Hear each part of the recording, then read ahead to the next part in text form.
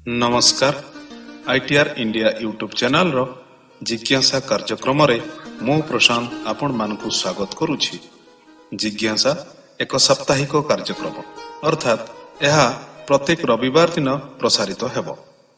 जिज्ञासा अंतर्गत आमे कोनोसी पुस्तक बा बही को पुनः उपस्थापन करिबु जहाँकि प्रिंट डिसेबल मानक पई उद्दिष्ट। तेबे आजिर आमर पुस्तक बा बहीटीर नाम हेउची अमृतर संतान बाय गोपीनाथ महांती, पढ़ुचंती बबिता राय। जदि आपण आम चैनल टी सब्सक्राइब करिनाहंती तेबे सब्सक्राइब कर दियंतु एवं लाइक करंतु एवं शेयर करंतु। धन्यवाद।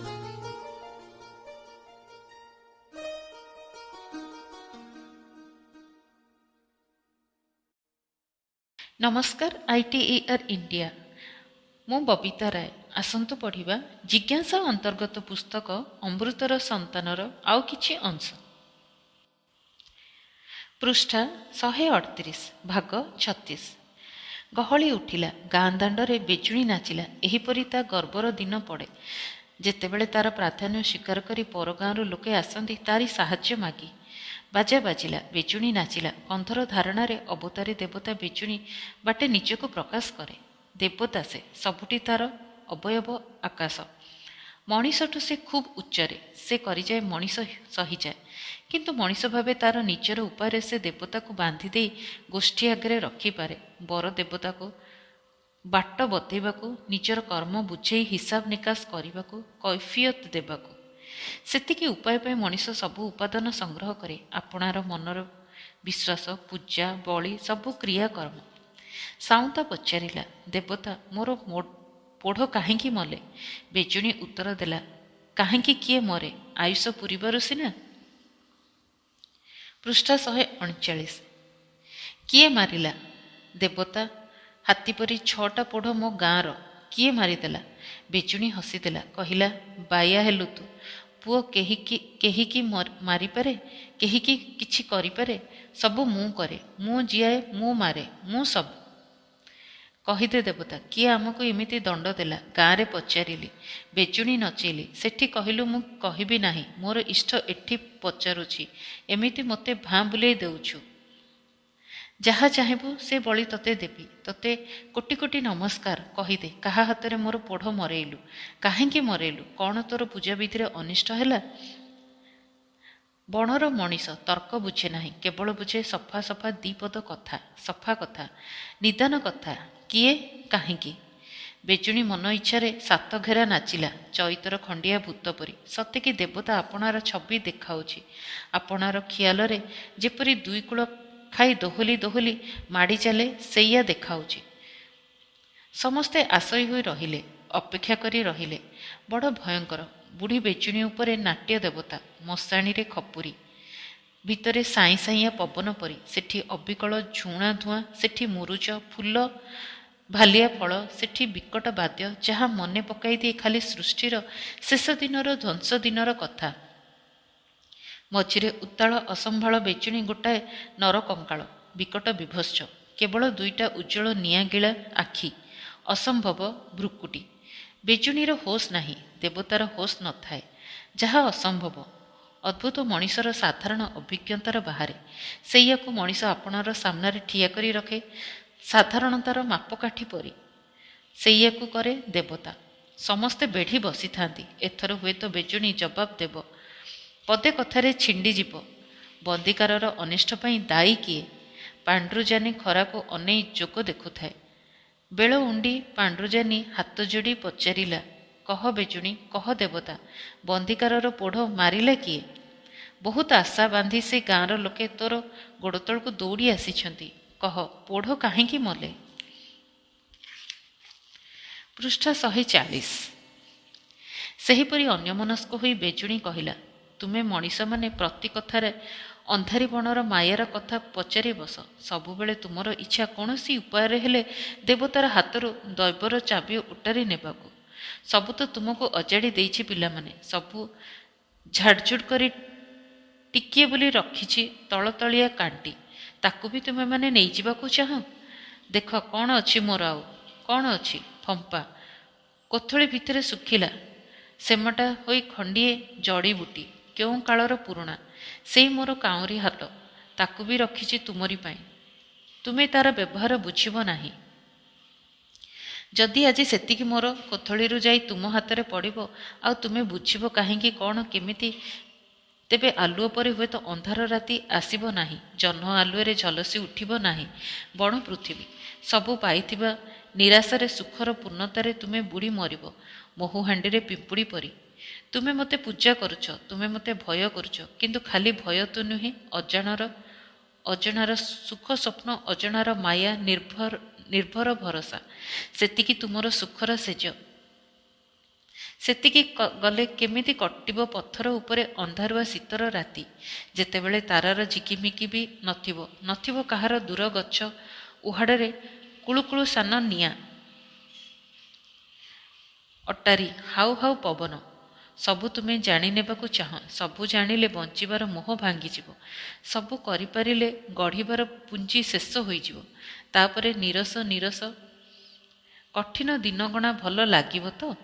ନା ମୋର ପ୍ରିୟ ପିଲାମାନେ, ମୁଁ ଦର୍ତ୍ତନୀ। ଏହିପରି ମୋର ଆପଣାଗଢ଼ା ସଂସାର ଚାଲିଥାଉ। ସେଠି ସୁଖର ଦୁଃଖର ରଙ୍ଗ ଲାଗୁଥାଉ। ଆଲୁଅ ଅନ୍ଧାର ଛିରିକି ଲାଗି ରହିଥାଉ ପାଖ। ନା ପିଲାମାନେ, ମୁଁ ତୁମର ସୁଖ ପାଇଁ ଦାୟୀ। ତୁମେ ନିର୍ବୋଧ। ମୁଁ କହିବି ନାହିଁ। ସମସ୍ତେ ଆଁ କରି ଅନେଇ ରହି ଶୁଣୁଥାନ୍ତି। ବନ୍ଦିକାରିଆ ଲୋକେ ବଡ଼ ଅସନ୍ତୋଷ ହେଉଥାନ୍ତି। କାହିଁ ତାଙ୍କର ପ୍ରଶ୍ନର ଜବାବ। ଆଉ ଏଗୁଡ଼ାକ କ'ଣ ଗୋଳମାଳିଆ କଥା? ଏ ତା ମୁହଁରୁ ସେ ୟା ମୁହଁରୁ ଅନାଉଥାନ୍ତି।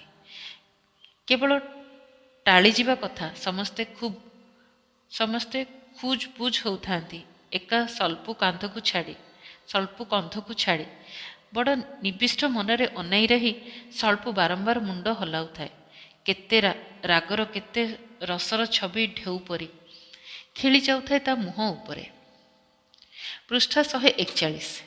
ବେଜୁଣୀକୁ ଅନେଇ ରହି ବାରମ୍ବାର ମୁଣ୍ଡ ହଲେଇ ସ୍ୱଳ୍ପ କହୁଥାଏ, ଆହା। ଅଳ୍ପ ଦୂରରେ ଟିକିଏ ଢିପ ଉପରେ ବସି ପାଣ୍ଡୁର ଦିଶାରେ ପରଗାଁ ଲୋକଙ୍କ ଉପରେ ତାର ଗାଁର ବେଜୁଣୀର ଭାଷଣର ପ୍ରଭାବ ଉଣ୍ଡି ଲାଗିଥାଏ। ସ୍ୱଳ୍ପ କନ୍ଧର ତଦ୍ଗତ ଅବସ୍ଥା ଦେଖି ଆତ୍ମପ୍ରସାଦ ଦରରେ ତାର କପାଳ ଆଉ ଆଖି ଉଜ୍ଜ୍ୱଳ ହୋଇ ଉଠୁଥାଏ। ହାରଗୁଣା ଆଉ ସମ୍ଭାଳି ପାରିଲା ନାହିଁ। ଶୋଭନାକୁ ଜୋରରେ ହଲେଇ ଦେଇ ହାରଗୁଣା କହିଲା, ଯାହୁ ଯା ଅର୍ଥାତ୍ ଯିବା। ଆଚ୍ଛା, ବାୟା ହାଉଡ଼େ ପଡ଼ିଲା ମଣିଷ କ'ଣ ଏଗୁଡ଼ାକ ବକୁଛି? ଗାଣ୍ଡି ନାହିଁ କି ମୁଣ୍ଡ ନାହିଁ। କେଉଁ କଥାଟା କେଉଁଠି ଯାଇ ଲାଗୁଛି? କ'ଣ ତାର ମାନେ? ନହେଲେ କି ମିଛରେ ସକାଳୁ ଭାଲୁ ମୁହଁ ଦେଖି ଉଠିଛି ମଣିଷ। ହାଜୁ ବାୟା ଆହାସ୍ନେ ବାୟା ହେଇଛି ଯେ।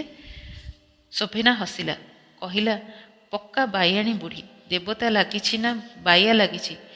ଏଡ଼େ ବେକୁଫ୍ ଏ ଗାଁ ଲୋକେ। ଏ ବାୟା ଗପ ଶୁଣିବାକୁ ଏମିତି ହୁଅନ୍ତି? ମିଛରେ ମଣିଷ ଏତେ କଷ୍ଟ କରି ଏ ନିସ୍ତା ଗାଁକୁ ଦୌଡ଼ି ଆସିଥିଲା। କାଲି ରାତିରେ ଯୋଉ ମଶା କାମୁଡ଼ା, ଛେ। ହାରଗୁଣା କହିଲା, ଚାଲ ଯିବା, ଆଉ ଡେରି କାହିଁକି? କାଲି ରାତିରେ ହରକତ, ସକାଳୁ ଭାଲୁ, ଦିପରେ ବାୟାଣୀ, ୟା ପରେ ଆଉ କ'ଣ ଅଛି କେଜାଣି? ଏ ଗାଁରୁ ପଳେଇଲେ ଭଲ। ଶୋଭନା କହିଲା, ସତ୍ କଥା। ଏଠି ପାଣି ଅଛି, ପିଇ ହେବ ନାହିଁ। ଫୁଲ ଅଛି, ବାସ୍ନା ନାହିଁ। ମଣିଷ ଅଛନ୍ତି, ବୁଦ୍ଧି ନାହିଁ। ଦେଖ କେମିତି ଡେଉଁଛି। ପିଲାଏ ଦେଖିଲେ ଭେଟଣା ହେବେ। ପାଟିରେ ସ୍ୱଳ୍ପକନ୍ଧ ବିରକ୍ତ ହୋଇ କହିଲା। ଅନ୍ୟମନସ୍କ ହୋଇ ଦେବତାର ବିରକ୍ତ ମୁଣ୍ଡାଅ ନାହିଁ ପିଲେ। ଶୁଣ କି ସୁନ୍ଦର ଦେଖ। ବୁଢ଼ୀର ନାଟ ତୁ ଦେଖୁଥାଅ ଯା, ଆମର ଦରକାର ନାହିଁ। ନା ତୁମର ଧାଙ୍ଗଡ଼ି ନାଟ ଦରକାର? ଯା। ବେଜୁଣୀ ଅନେକ କଥା ଗପିଗଲା।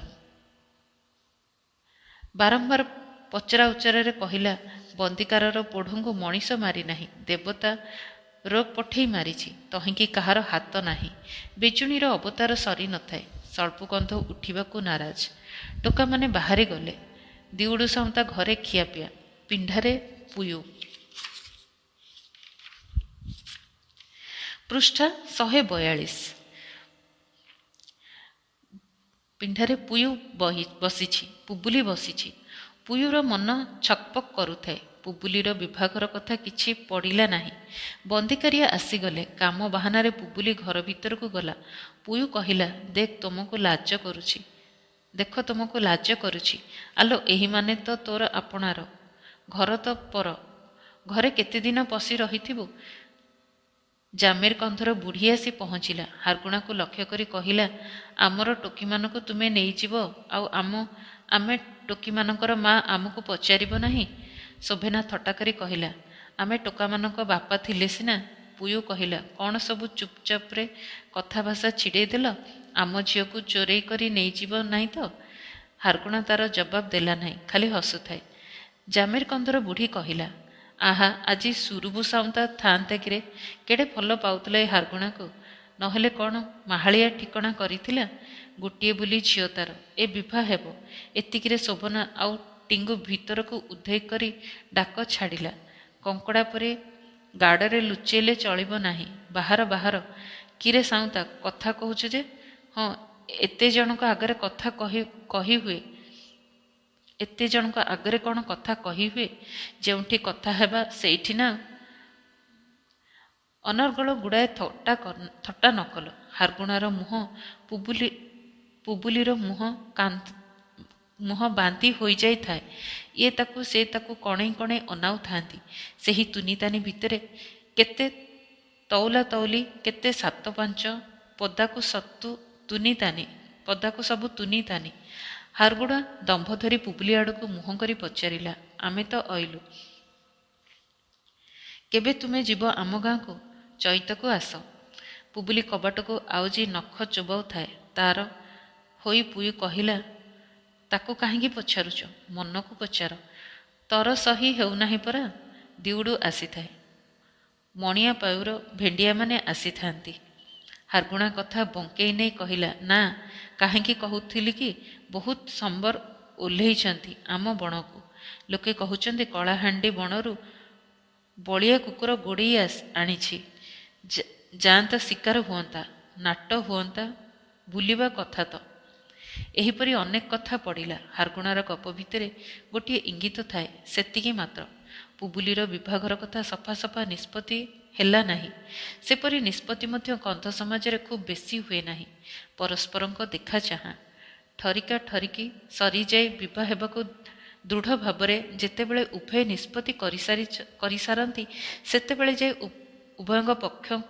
ଉଭୟ ପକ୍ଷଙ୍କର ବନ୍ଧୁବାନ୍ଧବଙ୍କର ବୈଠକ ବସେ। ପୃଷ୍ଠା 134। ମଦ ପିଆ ଧୂଆଁଖିଆ ଭିତରେ କଥାଟା ପଡ଼େ। ବର ତରଫ କନ୍ୟା ମାଗନ୍ତି, କନ୍ୟା ତରଫ କନ୍ୟା ସୁନା ଝୋଲ ମାଗନ୍ତି, ସ୍ୱୀକାର କରନ୍ତି। ବେଳ ବଢ଼ିଲା। ବନ୍ଦିକାରିଆ ଉଠିଲେ। ଗଲାବେଳେ ହାରଗୁଣା ସାଉନ୍ତା ଦିଉଡ଼ୁ ସାଉନ୍ତାକୁ ନିମନ୍ତ୍ରଣ କରିଗଲା, ନିଶ୍ଚୟ ଆସିବୁ, ନିଶ୍ଚୟ। ବଣ ଦେଶର ଖୋଲା ପ୍ରଜାପତି, ତାର ବି ଧରା ଦେବାକୁ ମନ ହୁଏ। ହେଇ, ସେମାନେ ଚାଲି ଯାଉଛନ୍ତି। ହେଇ ଦୂରରେ ପୁବୁଲି ଏକୁଟିଆ ଠିଆ ହୋଇ ଦେଖିଲା, ଖାଲକୁ ଓହ୍ଲେଇ ପଡ଼ୁଛନ୍ତି କି ତରତର ଚାଲି। କାହିଁକି ଏ ଜୀବନଯାକ ମଣିଷ ଖାଲି ତରତର ତରତର। ଏଥର ମୁଣ୍ଡ ଲୁଚିଗଲା। ଏମାନେ ରହିଗଲେ ଢାଲୁର ଉଢ଼ ଆଳରେ। ପୁବୁଲି ଦେଖିଲା, ସେମାନେ ଚାଲିଗଲେ। ଏକା ଧ୍ୟାନରେ ସେ ଦେଖୁଥିଲା। କ'ଣ କହିଥିଲା ପାଣ୍ଡ୍ରୁ ଦିଶାରୀ ସେ ଯେ ହାରଗୁଣା ସହିତ ତାର ବିଭାଘର କେବେ ଘଟିବ ନାହିଁ। ପାଣ୍ଡ୍ରୁ ଦିଶାରୀର କଥା ଏତେବେଳେ ପୁବୁଲିର ମନେ ନଥିଲା। ଦୀର୍ଘଶ୍ୱାସ ପକାଇ ସେ ଖାଲି ଦେଖୁଥିଲା। ବଣ ପର୍ବତ ପାରି ହୋଇ ପରଗାଁ ଲୋକେ ଆସିଥିଲେ, ପୁରୁଷ ଆସିଥିଲେ। ସେମାନେ ଚାଲିଗଲେ, ହୁଏତ ଆଉ ଆସିବେ ନାହିଁ। ଏଇ ଘାଟିର ଢାଲୁରେ ଗଡ଼ି ପଡ଼ିଲା ତାର ପିଲାଦିନର ଗୋଟେ ସ୍ୱପ୍ନ। ଯୌବନ ସଙ୍ଗେ ସଙ୍ଗେ ଦେହ ଉପରେ ମନ ଉପରେ ସେ ବଢ଼ି ଲାଗିଥିଲା ଏତେ ଦିନ ଯାକେ। ଆଜି ମନେ ହେଉଛି ଯେପରି ତାର ଜାଗା ଫାଙ୍କା କରିଦେଇ ସେ ଉଡ଼ି ଚାଲିଗଲା, ଆଉ ଆସିବ ନାହିଁ। ହାରଗୁଣା ତାକୁ ସଙ୍ଖଳି ଗଲା ନାହିଁ। ହାରଗୁଣା ତାକୁ ପାଟି ଫିଟେଇ ଗଲା ନାହିଁ। ହାରଗୁଣା ଆଉ ତାର ନୁହେଁ। ନାରୀର ମନ ତାର ବିନା ସନ୍ଦେହରେ ବୁଝେଇ ଦେଇଛି। ପୁବୁଲିର ମନରେ ଚୋଟ ଲାଗିଥିଲା, ପୁଣି ମନ ଭିତରେ ତେଜି ଉଠିଥିଲା ଶିକାରୀର ଛଇ। ହାରଗୁଣାକୁ ସେ ପାଦରେ ଦଳିବ। ପଛକୁ ଅନେଇ ରହି ମନ ଭିତରେ ପଛକୁ ଆକୁଳ ହୋଇ ଡାକୁଥିଲା, ଚହଳ ପକେଇ ଡାକୁଥିଲା, ଆ ଫେରିଆ, ମୁଁ ଖେଳ ଖେଳିବି। ବାହାରେ ସବୁ ନୀରବ, ତୁଣ୍ଡରେ ତାଲା। ସେମାନେ ଅଦୃଶ୍ୟ ହେଲେ। ନାରୀର ଚରମ ଅପମାନ ବ୍ୟର୍ଥତା ଝାଇଁ ଝାଇଁ କଲା ତା କାନରେ। ମୁହଁ ଶୁଖେଇ ଅନ୍ୟମନସ୍କ ହୋଇ ଠିଆ ହୋଇ ରହିଲା ସେ ଖରାରେ। ପର୍ବତ ଉପରେ ଗାଁରେ ଦୂରକୁ ମୁହଁ କରି ସାଧାରଣ କନ୍ଧ ଝିଅଟିଏ, ଅଳସେଇ ଚାହିଁ ରହିଛି ମହୁଲ ଫୁଲିଆ ପବନରେ। ବାହାରର ଚିତ୍ର ଏତିକି ନୀତିଦିନିଆ, କିନ୍ତୁ ବୁବୁଲି ଝୁରି ହେଉଥିଲା। ହାରଗୁଣା ପାଇଁ ନୁହେଁ, ନିଜ ପାଇଁ। ଆପଣା ଭିତରେ ଗୋଟିଏ ମଣିଷର ଛାଞ୍ଚ ଫାଙ୍କା ହୋଇ ରହି ବଢ଼ି ବଢ଼ିକା ଚାଲିଛି। ବାହାରର ଚଳନ୍ତି ଫଟୁଆରର ଜଣେ ଜଣେ ବାହାରୁ ବାହାରୁ କଣ୍ଟି ହୋଇ ଅସମାନ ହୋଇ ଗଡ଼ି ଚାଲିଛନ୍ତି, ଅଟକି ରହୁନାହାନ୍ତି। ସେ 19 ତଥାପି ସେ ଅପୂର୍ଣ୍ଣ, କେହି ଅଟକି ରହିନାହାନ୍ତି। ପୃଷ୍ଠା 144, ଭାଗ 37। ଗାଁ ସେମୁଣ୍ଡେ ସେହି ଦଦରା ଘରର ଅରମା ଅଗଣାରେ ହାତ ଉପରେ ଗାଲ ଥୋଇଦେଇ ବସି ବସିକା ସୋନା ଦେଇ ଭାବେ, କିଏ କେତେ କର, କିଏ ତାର। ସେହିପରି ତାର ଫଟାତୁଟା ଲୁଗା, ସେହିପରି ତାର ଅଲରା ବାଳ ଆଉ ଚାହାଣି।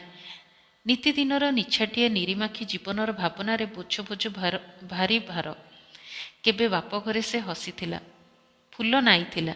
କେବେ କେତେ ଆଶାୟୀ ତରୁଣ ଚାହିଁ ବସିଥିଲେ ତାର ସେ କାଳର ମୁହଁକୁ। ତାପରେ ଜୁଆରରେ ଭଟା, ନିପାରଗ ସ୍ୱାମୀ ବାଳମୁଣ୍ଡା।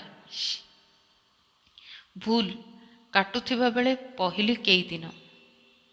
ମନ ମାତେ, ଦେହ ତାତେ। ଆକୁଳ ହୋଇ ଅଣ୍ଡାଳି ଅଣ୍ଡାଳି ହାତରେ ପଡ଼ୁଥାଏ କେବଳ ଘୁଙ୍ଗା ବାଲି। ଅଭାବ ମେଣ୍ଟେ ନାହିଁ। ତାପରେ ମଡ଼ା ବାଟରେ ଗୋଡ଼ ପଡ଼ିଯାଏ ଛାଁକୁ ଛାଁ, ସବୁ ଲୁଚି ରହେ। ଉଦ୍ବେଗ ଆଉ ଇଚ୍ଛା। ଜୀବନଟା ବେଶ୍ ଭୁଲି ହୋଇଥିଲା। ତାର ନିପାରଗ ସ୍ୱାମୀ, ଶ୍ୱଶୁର, ଦିଅର, ସେମାନେ ଚୋର ହୁଅନ୍ତୁ, ଭିକାରୀ ହୁଅନ୍ତୁ, ତାଙ୍କର ଭଙ୍ଗାରୁଜା ଘରକରଣା ଭିତରେ କେନ୍ଦ୍ର ସେ ସୋନା ଦେଇ। ସଂସାର ଚଳେଇବାର ଆନନ୍ଦ ବଳି ପଡ଼େ, ପାଇବାର ଆନନ୍ଦଠୁ ଦିନ ଭୁଲି ହୁଏ। ଏହିପରି କେତେ ପୁରୁଷ, କେତେ ସ୍ତ୍ରୀ। ପୃଷ୍ଠା 145। କିନ୍ତୁ ଏବେ କିଏ ଅତୀତ ମନର ସ୍ମରକ ଚିଠି ପରି ପବନରେ ଉଡ଼ି ଉଡ଼ି ଆସେ, କହେ, ମୁଁ ଚିହ୍ନିଛି କେବେ ପାଣିପାଗର ସୁଯୋଗକୁ। ଥୁଣ୍ଟା ଗଣ୍ଡି ଉପରେ ବିନା ପତ୍ରରେ ବଉଳ ଗଜୁରେ ପୁଣି ସବୁ ମନେ ପଡ଼େ। ମୁଣ୍ଡରେ ଚଢ଼େ ଅତୀତର ପ୍ରେତ। ଯମୁନା ଉଜାଣି ବହେ। ଦିଉଡୁ ସାଉଁତା, ଗାଁର ସାଉଁତା, କାରଣ ଥାଉ କାରଣ ନଥାଉ, ବରାଇ ହୋଇ ବାରିକ ବୁଢ଼ାକୁ ଡାକି ଡାକିକା ଯାଏ। ଠିକ୍ ପଛେ ପଛେ ଖୋଜି ଖୋଜିକା ଆସେ ଲେଞ୍ଜୁ କନ୍ଦ। ଚାଲିଯାଏ ନାହିଁ, ଅଟକି ରହେ। ସୋନା ଦେଇ ପାଖକୁ ଚାଲିଆସି ଅତି କଅଁଳ ହୋଇ ଦୁଃଖ ସୁଖ ହୁଏ। ସବୁବେଳେ ତା ମୁହଁରୁ ହସରେ ଉଡ଼େଇ ଦେବାକୁ ଚାହେଁ ସୋନାଦେଇର ଦୁଃଖ। ପୁରୁଷ କେବେ ଖୋଜି ଆସେ, ସ୍ତ୍ରୀ ତା ବୁଝେ। କହିବା ଦରକାର ପଡ଼େ ନାହିଁ, ସୋନାଦେଇ ବୁଝେ। ଖାଲି ଭାବେ। ମନ ଉପରୁ ଖୋଳପା ଗୋଟାକ ପରେ ଗୋଟାକ ଛାଡ଼ି ଛାଡ଼ିକା ବାହାରି ଆସେ ଅତୀତର ମନ, ଯେତେବେଳେ ସେ ବନ୍ଧା ହୋଇ ନଥିଲା, ଥିଲା ସ୍ୱୟଂବୁରା। କେଲାର ଗାଁର ଗର୍ଜନ ଡମ୍ଭୁ ଓରଫ ରାଫାଏଲ କିଷ୍ଟାନ ତାର ବାପା। ବହୁତ ପ୍ରସିଦ୍ଧ ଡମ୍ବକୁଦା ଦଳର ଝିଅ ସେ। ପ୍ରାଚୀନ କାଳରୁ ଡମ୍ବ ଜାତିର ପେଶା ଗୋରୁ ଚୋରି, ସିନ୍ଧ, ଠକାମି, ଡକାଇତି, ବାଟମାରଣା ଇତ୍ୟାଦି। ଏପରିକି ପ୍ରଥା ଅଛି ଯେ ପୁଅଟି ଜନ୍ମ ହେଲେ କାନ୍ଥରେ ଠାଏ ଗାତ ଖୋଳି ତହିଁରେ ତାର ମୁଣ୍ଡ ଭର୍ତ୍ତି କରି ଗୋଟିଏ ପୂଜା କରାହୁଏ, ଯେପରିକି ସେ ସିନ୍ଧ କାମରେ ପରେ ଖୁବ୍ ଧୁରନ୍ଧର ହେବ। ଏହି ପ୍ରାଚୀନ ବୃତ୍ତି ସେମାନଙ୍କର ରାମାୟଣ କାଳରେ ମଧ୍ୟ ମହଜୁଦ ଥିଲା। ସେ କାଳର ଡମ୍ବ ବୀର କବି ରତ୍ନାକର, ପରେ ସେ ହେଲେ ବାଲ୍ମୀକି ଏବଂ ତାଙ୍କର ନାମ ଅନୁସାରେ ମତ୍ସ୍ୟକୁଣ୍ଡ ଉଡ୍ରଗଡ଼ ଅଞ୍ଚଳର ଡମ୍ବମାନେ ବାଲ୍ମୀକି ବୋଲାଇଲେ।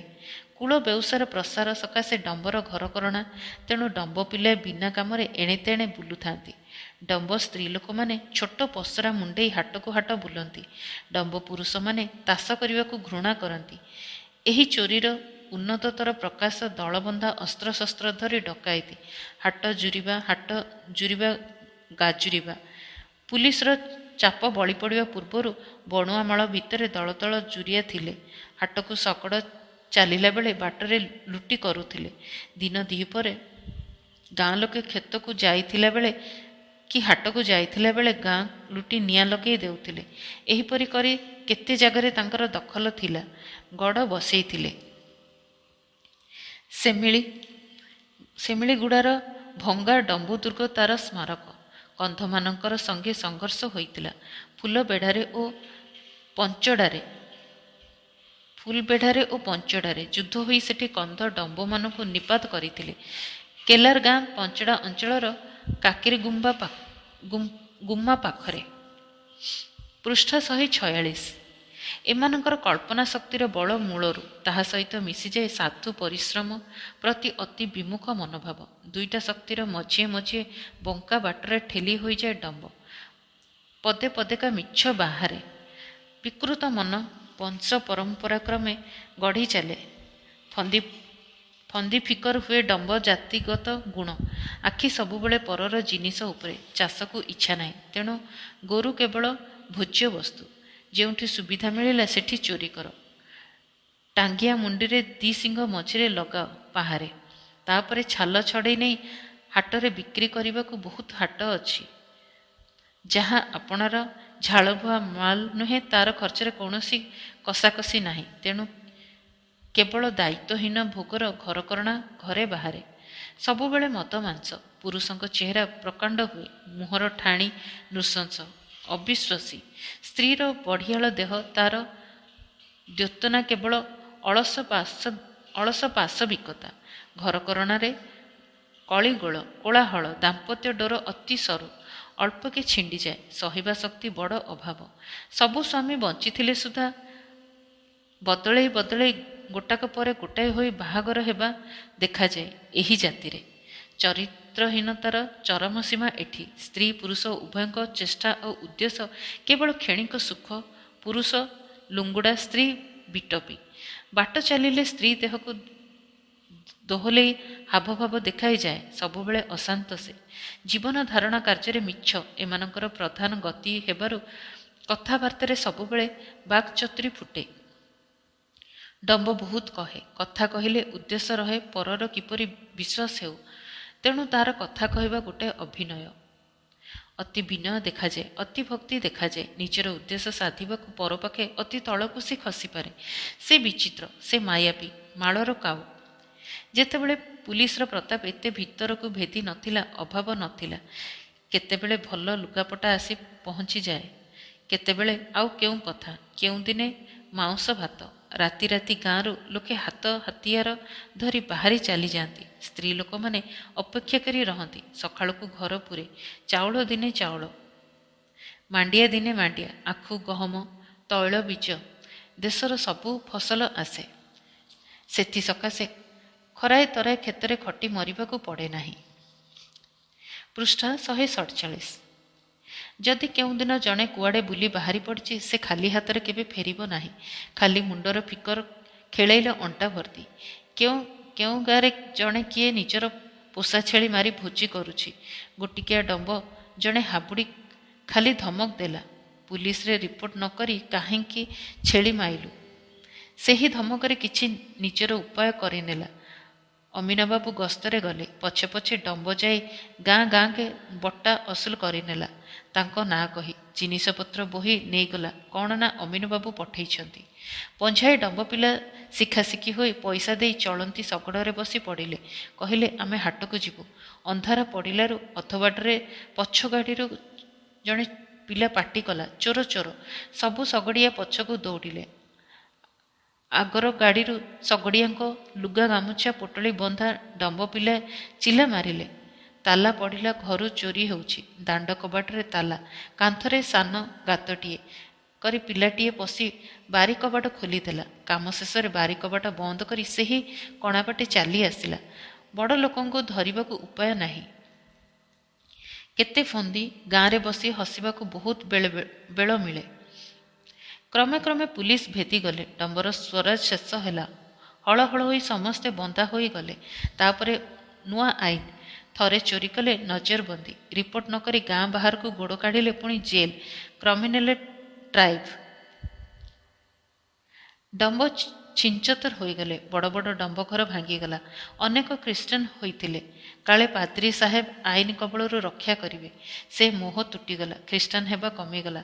ଦମନ ନୀତି, ନୂଆ ଆଇନର କ୍ରୂର ବିଧାନ ଡମ୍ବ ଭାଙ୍ଗି ପଡ଼ିଲା। ୟା ପରେ ଅନ୍ୟାନ୍ୟ ଜାତିର ଗାଁର ବୁଦ୍ଧିଦାତା ବାରିକ ରୂପେ ଗୋରୁ ଜଗୁଆଳ ହୋଇ କି କୁଲି ମଜୁରିଆ ହୋଇ ଡମ୍ବମାନେ ଛିଟିକି ପଡ଼ିଲେ। ଚାଷ ଆରମ୍ଭ କଲେ। ଢୋଲ ବଜେଇଲେ। ମହୁରି ଫୁଙ୍କିବା, ଲୁଗା ବୁଣିବା, ଛାଲ ବିକିବା, ସାନ ସାନ ପସରା ଧରି ହାଟ ବୁଲିବା, ଡମ୍ବ ଜାତିର ଏହିସବୁ ଶାବକ କାମ ଅତି ମାତ୍ରାରେ ବଢ଼ି ଚାଲିଲା। ଜୁରିଆ ବସି ପଡ଼ିଲା ସମାଜରେ, କିନ୍ତୁ ନିଜକୁ ଯେତେ ଲୁଚେଇଲେ ବି ପରର ନିଘା ପରର ଘୃଣାରୁ ସେ ଅବ୍ୟହିତ ପାଇଲା ନାହିଁ। ଆପଣାର ପ୍ରବୃତ୍ତି ମଧ୍ୟ ତାକୁ ଛାଡ଼ିପାରିଲା ନାହିଁ। ଡମ୍ବ ଚୋରି ନକରେ ଯେତେ ନିଘା ପାଏ ତାଠୁ ଅଧିକ। ଡଙ୍ଗ, ପାଣ, ଗଣ୍ଡା ଏମାନେ ଏକା ପାହାଡ଼ି ଜାତି, ଏକା ଚେହେରା, ଏକା ଜାତିଗତ ଗୁଣ। କୁଲଦୀପିଆ, ମହାନନ୍ଦିଆ, କାଟ୍ରି, ଟାଟ୍ରି, କମଲା, ଗରଡ଼ା, ବାଘ, ମୃଗ, ଖଗ, ମାଛ ଏପରି ଏମାନଙ୍କର ଗୋତ୍ର। ଅନ୍ୟାନ୍ୟ ବଣୁଆ ଜାତିଙ୍କ ପରି ନାଁ ଶେଷରେ ଗୋତ୍ର ଯୋଡ଼ା ହୁଏ। ଏକା ଗୋତ୍ରରେ ବିବାହ ନିଷିଦ୍ଧ। ବିବାହର ପ୍ରାୟ ଏକା ପ୍ରଥା। ବରକନ୍ୟାଙ୍କ ମୁଣ୍ଡ ଉପରେ ପାଣି ମାଠିଆ ଥୁଆ ହୁଏ। ପରସ୍ପରଙ୍କ ପାଦ ଆଙ୍ଗୁଠିରେ ମାଡ଼ି ଧରି ପରସ୍ପର ଛାପ ପକାପକି ହୁଅନ୍ତି। ତୁଠରେ ଗୋଟାଏ ପୂଜା ହୁଏ, ତାର ନାଁ ରାହୁ ପୂଜା। ମାଲୁଆ ପଦ୍ଧତିରେ ଏମାନଙ୍କର କ୍ରିୟାକର୍ମ ବ୍ରାହ୍ମଣ ଲଗାନ୍ତି ନାହିଁ। ପୃଷ୍ଠା 148। ଏହି ଡମ୍ବକୂଳ ସୋନାଦେଈର ପିଠି ପଛଆଡ଼େ ଆଭିଜାତ୍ୟ, ତେଣୁ ତାକୁ ସୁଖ ଭଲ ଲାଗେ, ଅଭାବ ଖାଲି ପାଇଁ ପାଇଁ କରେ। ଓଲିଆ ଗାଈ ପରି ସେ ଏଣେତେଣେ ମୁହଁ ବୁଲାଏ। ଗର୍ଜନ। ଡମ୍ବ ପୁଲିସ କବଳରୁ ରକ୍ଷା ପାଇବାକୁ ରଫାଏଲ ଖ୍ରୀଷ୍ଟନ ହୋଇଥିଲା, ବଞ୍ଚିପାରିଲା ନାହିଁ। କେଲାର ଗାଁର ଡମ୍ବ ସ୍ତ୍ରୀ ପବନରେ ଉଡ଼ିଗଲା। ଯେଉଁମାନେ ରହିଲେ ବାଧ୍ୟ ହୋଇ ସେମାନଙ୍କୁ ଗୋତିଗିରି କୁଲିଗିରି କରିବାକୁ ପଡ଼ିଲା। ଅନହୂତି ଭାଗ୍ୟ ବିପର୍ଯ୍ୟୟରେ ଯେତେବେଳେ ସବୁ ଛାରଖାର ହୋଇଗଲା, ସେତିକିବେଳେ ସୋନାଦେଈ ବାଲମୁଣ୍ଡାର ଘର କରିବା ପାଇଁ ମଣିଆପାଉ ଚାଲି ଆସିଥିଲା। କନ୍ଦ ଗାଁରେ ବାରିକ ତାର ଭଲ ଉପାୟ। ସୋନାଦେଈର ଉଚ୍ଚାସ ଥିଲା, କିନ୍ତୁ ଆଶା କରି କରି ଦିନ ପରେ ଦିନ ଗଡ଼ି ଚାଲିଲା। ବିବାହରେ ସୁଖ ମିଳିଲା ନାହିଁ। ବାପକୂଳରେ କେହି ନାହିଁ, କେଉଁଆଡ଼େ କିଛି ଭରସା ନାହିଁ। ପାଖରେ କନ୍ଧ ଅଞ୍ଚଳରେ ବେଶୀ ଡମ୍ବ ନାହାନ୍ତି ଯେ ସୋନାଦେଈ ମନ ଇଚ୍ଛା ବାଛି ବୁଲିବ, ନୂଆ ଘର ପାଇଁ ଉଦ୍ଯୋଗ କରିବ। ସେହିପରି ବନ୍ଦିକାରର ଢିଅର ମାଟି କାମୁଡ଼ି ପଡ଼ି ରହି ସେ କେବଳ ଅପେକ୍ଷା କଲା। ଆପଣାର ମନକୁ ସେ କଳି ସାରିଛି। ବାଲମୁଣ୍ଡା ପାଖରେ ରହିବାକୁ ତାର ଇଚ୍ଛା ନାହିଁ, କେବଳ ଦିନ ଗଣିବା କାମ। ଏତିକିବେଳେ ନିଘା ଦେଲା ସେ। ଲେଞ୍ଜୁକନ୍ଧର ଆଗ୍ରହ ବଢ଼ୁଛି। ଲେଞ୍ଜୁକନ୍ଧ ଟୋକା ନୁହେଁ ସତ, କିନ୍ତୁ ଡମ୍ବୁଣୀ ଝିଅ ନିତାନ୍ତ ତରଳ ନୁହେଁ ମଧ୍ୟ। ଆଗ ତାର ଲାଭ କ୍ଷତିର କଳନା। ଦିଉଡୁ ସାଉନ୍ତାର ସ୍ତ୍ରୀ ଅଛି। ଦିଉଡୁ ସାଉନ୍ତା ମଦୁଆ, ତାର ସବୁ ଦିଦିନିଆ। ଠିକ୍ ତାରି ପାଖେ ପାଖେ ଠିଆ କରି ସେ ଦେଖେ ଲେଞ୍ଜୁକନ୍ଧକୁ। ବାରିକ ସହିତ କ'ଣ ତାର ଫୁସୁର ଫୁସୁର ମନ୍ତ୍ରଣା ଲାଗି ରହିଛି ସବୁବେଳେ। ଷଡ଼ଯନ୍ତର ଟିକିଏ ଟିକିଏ କାନରେ ବାଜିଯାଏ। ଲେଞ୍ଜୁକନ୍ଧର ଭବିଷ୍ୟତ ଅଛି।